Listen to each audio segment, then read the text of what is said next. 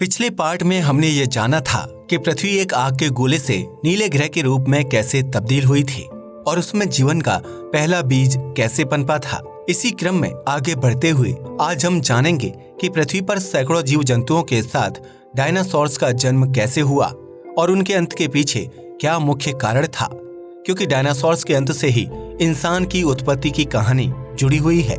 इसलिए इस वीडियो को आखिर तक जरूर देखें। डायनासोर्स की उत्पत्ति और अंत।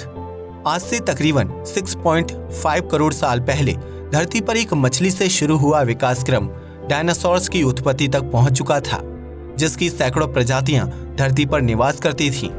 कुछ डायनासोर्स शाकाहारी थे, तो वहीं कुछ डायनासोर्स की प्रजातियां पूरी तरह से मांसाहारी थीं। इन विभिन्न प्रजातियों के डायनासोर्स में कुछ जमीन पर चलते थे तो कुछ आसमान में भी उड़ते थे। उस समय धरती पर सबसे विशालकाय जीव के रूप में डायनासोर का ही राज चलता था, जिससे जीवों की हर विकसित प्रजाति खौफ खाती थी।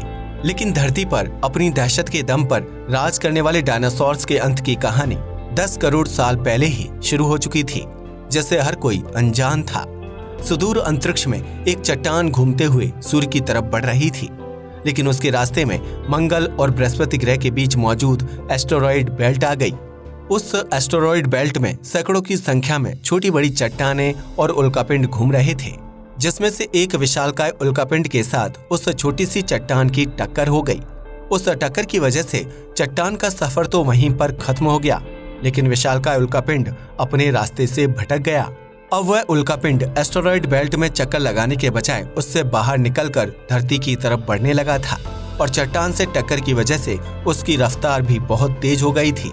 एस्टेरॉयड बेल्ट से निकलने के बाद उल्कापिंड 22,000 मील प्रति घंटे की रफ्तार से पृथ्वी की तरफ बढ़ने लगा, लेकिन उसके रास्ते में चंद्रमा भी मौजूद था। आमतौर पर धरती की तरफ बढ़ रहे बहुत से उल्कापिंड और चट्टानें चंद्रमा से टकरा जाती हैं, लेकिन उस उल्कापिंड की रफ्तार और आकार इतना बड़ा था कि चंद्रमा का गुरुत्वाकर्षण बल उसे अपनी तरफ खींच ही नहीं पाया, जिसकी वजह से वह उल्कापिंड पृथ्वी की तरफ बढ़ता चला गया। वहीं पृथ्वी का गुरुत्वाकर्षण बल इतना तेज था कि उल्कापिंड जैसे जैसे उसके नजदीक आ रहा था, वैसे वैसे पृथ्वी उसे अपनी तरफ तेजी से खींचने का काम कर रही थी। आमतौर पर जब कोई छोटे आकार का उल्कापिंड या चट्टान धरती के गुरुत्वाकर्षण से प्रभावित होकर उसकी तरफ बढ़ते हैं, तो पृथ्वी के वायुमंडल में प्रवेश करते ही घर्षण के कारण उनमें आग लगकर विस्फोट हो जाता है, जिसकी वजह से पृथ्वी के वायुमंडल में प्रवेश करने वाली कोई भी छोटी वस्तु जमीन तक पहुंचने से पहले ही हवा में ही खत्म हो जाती है। हालांकि उस विशालकाय उल्कापिंड पर पृथ्वी का यह नियम काम नहीं किया। 22,000 मील की रफ्तार से पृथ्वी की तरफ बढ़ रहा उल्कापिंड जैसे ही पृथ्वी के गुरुत्वाकर्षण बल के संपर्क में आया तो उसकी रफ्तार 70,000 मील प्रति घंटा हो गई थी। इस रफ्तार के साथ जब उस उल्कापिंड ने पृथ्वी के वायुमंडल में प्रवेश किया तो तेज घर्षण के कारण यह एक विशालकाय आग के गोले में तब्दील हो गया था। वह जलता हुआ उल्कापिंड धरती पर भयानक तबाही मचाने के मकसद से जमीन की तरफ बढ़ने लगा और उसने सिर्फ 4 मिनट के अंदर अटलांटिक महासागर को पार कर दिया था। अटलांटिक महासागर पार करने के बाद वह उल्कापिंड मैक्सिको की खाड़ी के पास धरती से जा टकराया, जिसकी वजह से धरती पर एकाएक सब कुछ तब्दील हो गया। पृथ्वी की तरफ बढ़ रहे उल्कापिंड की रेडिएशन इतनी तेज थी कि उसे आसमान से आते हुए देखने पर ही डायनासोर समेत कई जीव पूरी तरह से अंधे हो गए थे। ऐसे में जैसे ही उल्कापिंड धरती से टकराया, उससे निकलने वाली गर्मी और रेडिएशन के कारण 800 किलोमीटर के दायरे में मौजूद डायनासोर्स, जीव जंतु और पेड़ पौधे पल भर में जलकर खाक हो गए। जिस जगह पर वह उल्कापिंड धरती से टकराया, वहां पर 20 किलोमीटर गहरा और 180 किलोमीटर चौड़े गड्ढे का निर्माण हो चुका था। उस विस्फोट से निर्मित हुए गड्ढे की धूल, मिट्टी और पत्थर हवा में कई किलोमीटर ऊपर आसमान में चले गए और पृथ्वी के चारों तरफ एक भयानक बादल का निर्माण कर दिया। उल्कापिंड के विस्फोट और उससे निकलने वाली रेडिएशन की वजह से 800 किलोमीटर के दायरे में आने वाले सभी जीव जंतु और डायनासोर्स की प्रजातियां पूरी तरह से नष्ट हो चुकी थीं। लेकिन उस दायरे के बाहर अभी भी डायनासोर्स की प्रजातियां जीवित बचने में कामयाब हो गई थीं। हालांकि उल्कापिंड के धरती के टकराव की वजह से पैदा हुए कंपन और रेडिएशन का असर उन डायनासोर्स और जीवों पर भी पड़ने वाला था, जो विस्फोट की जगह से काफी दूर मौजूद थे। दरअसल विस्फोट के लगभग 16 मिनट बाद पृथ्वी पर जोरदार भूकंप के झटके आने लगे, क्योंकि उल्कापिंड की टक्कर की वजह से पृथ्वी की टेक्टोनिक प्लेट्स पूरी तरह से हिल चुकी थीं। उस दौरान धरती पर 11.1 गति की तीव्रता वाला भूकंप आ रहा था, जिसकी वजह से समुद्री लहरों में उछाल आने लगा। जमीन बुरी तरह से कांपने लगी और परिणाम स्वरूप पृथ्वी के कई इलाके जलमग्न हो गए। समुद्री तूफान की वजह से आसपास रहने वाले कई स्थलीय जीव पल भर में खत्म हो गए। लेकिन ये तो प्रलय की सिर्फ शुरुआत मात्र ही थी। डायनासोर्स की उड़ने वाली प्रजातियां और विस्फोट स्थल से दूर मौजूद डायनासोर्स किसी तरह जिंदा तो थे, लेकिन वह भूकंप के झटकों और विभिन्न परिवर्तनों को महसूस कर पा रहे थे। विस्फोट के लगभग 40 मिनट बाद धरती पर एकाएक आग के गोलों की बरसात होने लगी, जिसके हमले से ना तो उड़ने वाले डायनासोर्स बच पाए और न ही दूसरे जीव। दरअसल उन आग के गोलों का निर्माण विस्फोट से बने गड्ढे की वजह से हुआ था, जो आसमान में कई किलोमीटर की ऊंचाई तक गई और वापस धरती की तरफ आते हुए वायुमंडलीय घर्षण के कारण उन पत्थरों में आग लग गई। जब आग की यह चट्टानें धरती पर पड़ी तो उनके हमले से उड़ने वाले डायनासोर्स का अस्तित्व पूरी तरह से खत्म हो गया, क्योंकि उड़ने वाले डायनासोर्स खुद को भूकंप के झटकों से बचाने के लिए हवा में तो उड़ सकते थे, लेकिन उनके पास आसमान से बरसने वाले आग के गोलों से बचने का कोई विकल्प मौजूद नहीं था। डायनासोर्स खुद को बचाने के लिए धरती के किसी भी हिस्से में छिप नहीं सकते थे, क्योंकि पृथ्वी के हर भाग में तेज भूकंप की स्थिति बनी हुई थी। डायनासोर्स के अलावा उस उल्कापिंड के विस्फोट की वजह से कई स्थलीय और जलीय जीवों की प्रजातियां भी समाप्त हो गई थीं, जबकि पेड़ पौधे और जंगलों पर भी बुरा असर पड़ा था। उल्कापिंड के धरती से टकराने के लगभग 90 मिनट बाद पृथ्वी के एक छोर से दूसरे छोर तक धूल के एक विशालकाय बवंडर का निर्माण हो गया था, जिसके लिए विस्फोट से उठी भूकंपीय तरंगें जिम्मेदार थीं। धूल का यह तूफान 6000 किलोमीटर प्रति घंटे की रफ्तार से आगे बढ़ रहा था, जिसके रास्ते में आने वाली हर चीज और जीव का नामो निशान हमेशा हमेशा के लिए पृथ्वी से मिट गया था। पृथ्वी पर भूकंपीय झटकों की वजह से ज्वालामुखी भी सक्रिय हो गए थे, जिसकी वजह से उनमें भी भयानक विस्फोट होने लगा था।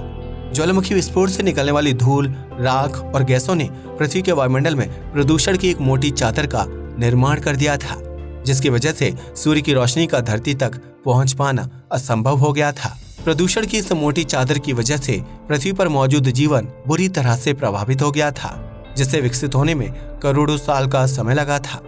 उल्कापिंड की टक्कर, ज्वालामुखी विस्फोट की वजह से निकलने वाला लावा और रेडिएशन की वजह से पृथ्वी का तापमान निरंतर बढ़ता जा रहा था, जो 200 डिग्री सेल्सियस तक पहुंच गया था। इस तापमान में किसी भी जीव का ज्यादा समय तक जिंदा बच पाना नामुमकिन था। इसलिए जमीन पर रहने वाले विशालकाय जीव एक के बाद एक दम तोड़ने लगे। पृथ्वी पर भुखमरी जैसे हालात पैदा हो गए थे, क्योंकि पृथ्वी पर फैले विनाश के साथ पेड़ पौधे और जंगल नष्ट हो चुके थे और जीव जंतुओं के पास अपना पेट भरने के लिए कोई साधन नहीं था।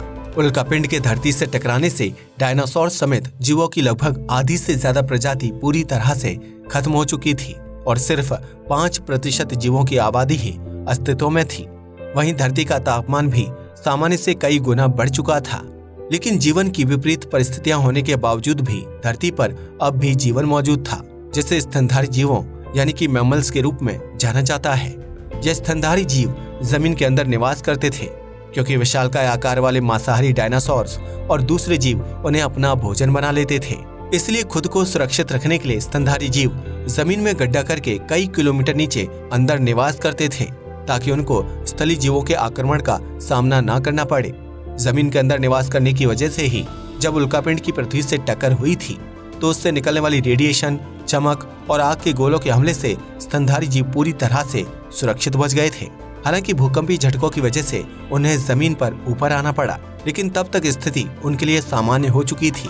स्तनधारी जीवों पर हमला करने के लिए अब कोई विशालकाय जीव धरती पर मौजूद नहीं था। हालांकि उन्हें भी भुखमरी और प्रदूषण के अंधकार का सामना करना पड़ा था, लेकिन ये वही स्तनधारी जीव थे जिन्होंने खुद को जिंदा रखने के लिए सब कुछ खाना शुरू कर दिया था। उन्होंने मृत पड़े जीवों के शवों से मांस खाया, समुद्र के नमकीन जल को ग्रहण किया और बदलते परिवेश के साथ अपने शारीरिक अंगों में परिवर्तन करते चले गए। कुछ सालों तक अंधकार में रहने के बाद आखिरकार आसमान में मौजूद प्रदूषण की मोटी चादर हटने लगी, जिसकी वजह से पृथ्वी पर एक बार फिर सूर्य की रोशनी का आगमन हुआ। पृथ्वी पर धीरे धीरे सब कुछ सामान्य होने लगा था। ज्वालामुखी शांत हो चुके थे, समुद्रों की लहरें काबू में थी और तापमान में भी गिरावट आ रही थी।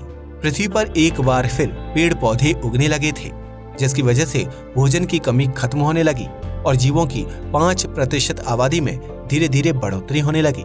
इस तरह आज से तकरीबन 5.5 करोड़ साल पहले स्तनधारी जीवों से विकसित एक प्रजाति अस्तित्व में आई, जो दिखने में काफी हद तक बंदर की तरह लगते थे और उनकी आंखें सिर के ऊपरी भाग में मौजूद थीं। उस जीव के दिमाग में फोरेमन मैग्नम नामक छोटे से छेद में बदलाव आ रहा था, जो रीढ़ की हड्डी से जुड़ा होता है। ऐसे में दिमाग के पिछले हिस्से में मौजूद फोरेमन मैग्नम बदलते समय के साथ सेंटर की तरफ आ गया था, जिसकी वजह से उस जीव की प्रजाति अब 2 पैरों पर खड़े होने लायक विकसित हो चुकी थी। यही प्रजातियां आगे चलकर इंसानों के पूर्वज कहलाने वाले थे, जिन्होंने बदलते प्राकृतिक परिवेश के कारण खुद में बदलाव को महसूस किया और पीढ़ी दर पीढ़ी अपनी शारीरिक आकृति में बदलाव करते चले गए।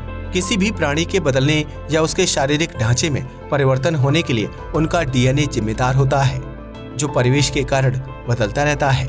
इस बदलाव के कारण ही लाखों सालों से जीव जंतुओं की शारीरिक आकृति और बनावट में परिवर्तन संभव हो पाए हैं और पृथ्वी में प्रलय की स्थिति आने के बावजूद भी 5% जीवों की संख्या दोबारा से सैकड़ों की प्रजातियों में विकसित हो पाई है।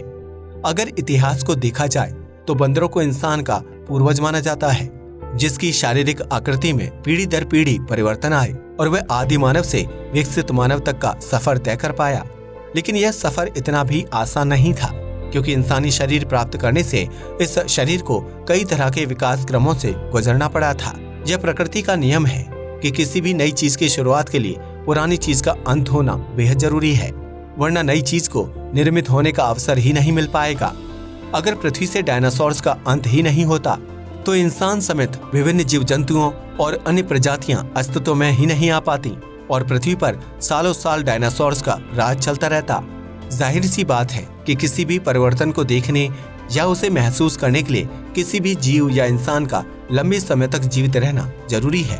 लेकिन इस धरती पर कोई भी अमर होने का वरदान लेकर नहीं आया है, इसलिए धरती पर जो कुछ भी घटित हुआ या जानवरों के आकार में परिवर्तन आए, वह एक पीढ़ी से दूसरी पीढ़ी को देखने के लिए नहीं मिले होंगे।